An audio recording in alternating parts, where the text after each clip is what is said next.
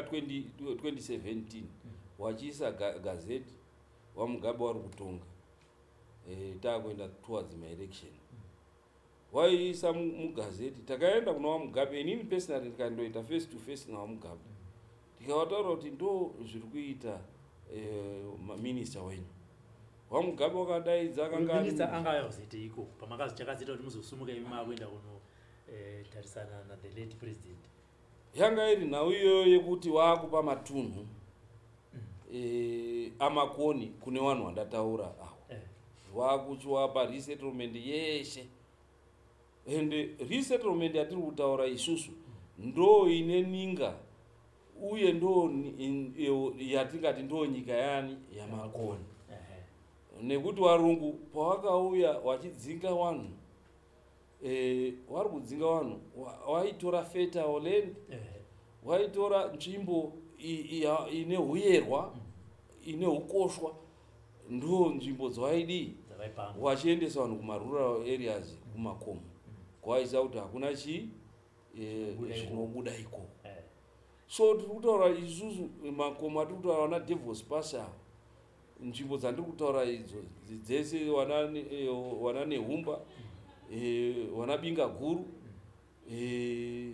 wana nyamupururu wana mufusire makomo ese ayo andiri kutaura uye ane mazita ewanayo mamakoni waigara imomo wachitonga namakoni vari madzisha amakoni ndo nzvimbo dzakange dzakatorwa idzodzo ndo nzvimbo dzacho dzaakundopuhwa chiwana awo zvichireva kuti isusu wana mhanda yedu kutaura kuti takarwa isusu ukapinda mumhanda izvozvizvi unotoona mapfupa ehama dzedu pahondo yawakaita namutasi arimo imomo ndo nzvimbo dzaakupuhwa iwo wana chiduku manje saka it means kuti makoni akusara pasisina chinhaka kana kuti nzvimbo dzedu dzatinondomberera isusu nzvimbo dzedu dzemadzisekuru edu kune zviyeriswa zvedu makoni akusara zvese zvatorwa newapambe pfumi vanhu vakabatsira nevarungu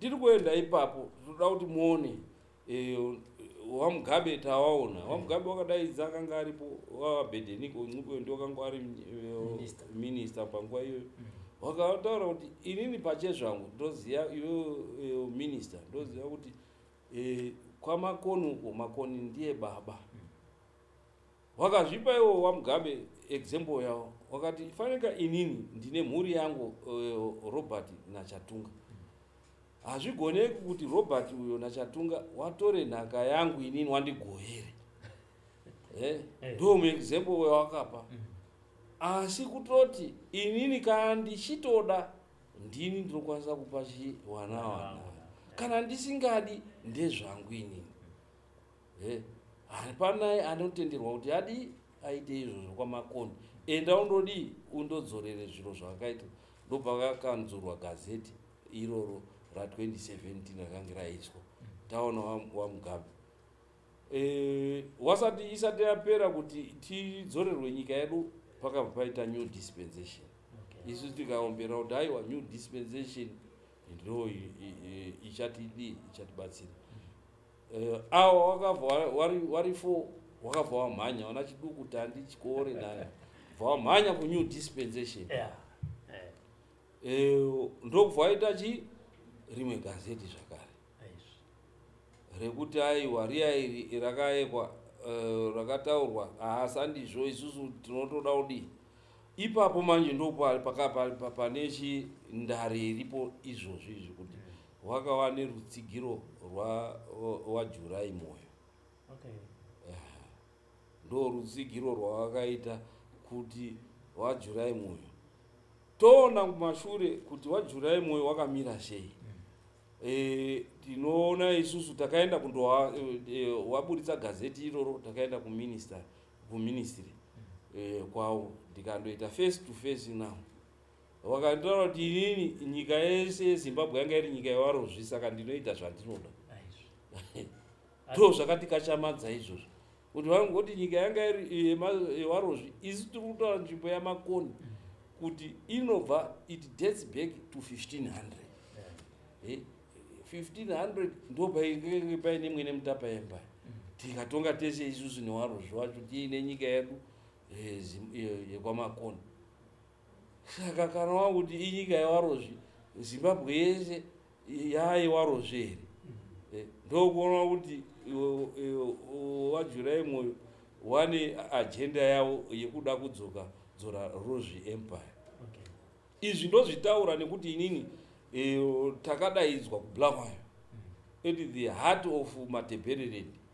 Wakandoita resuscitate mhuri yachirisa mhuru anonzi Mike Moyo, wakandomuisa kuti ndiye aking weZimbabwe at the heart of Matabeleland. Vachitaura kuti no, tinoda kuti tidzorere Rozvi Kingdom. Wakapa director wao, chief director wao Chikowo, ndiye akaenda akaita 6 months ariko achivaka, akawaka palace, akawaka chii nemari yehurumende.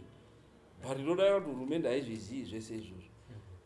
But maambitions awajurai Moyo avainawo kuti wadi tofunga kuti wane maambitions, handifungi kuti zvinongogumira ipapo, anogumira paempire ichiti maambitions awainawo. Ere hatizvinyari kuzvitaura nekuti ndo zvakaitika.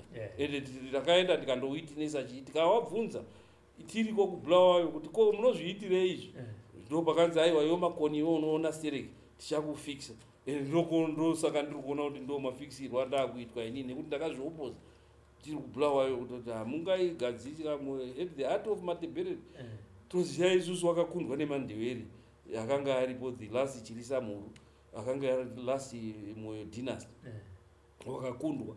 Saka kana wakundwa, nekuti isusu toziva kuti nyika inotorwa in 2 ways only. Number 1 idefeat, kana wakundwa sekukundwa kwakaita wana Chingaira newarungu. Ndo saka newarungu akatora Zimbabwe nekuti wakakunda madzitateguru edu. Ndo chekutanga.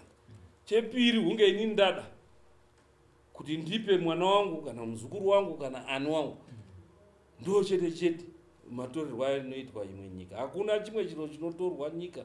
This is why takazoita Lancaster House.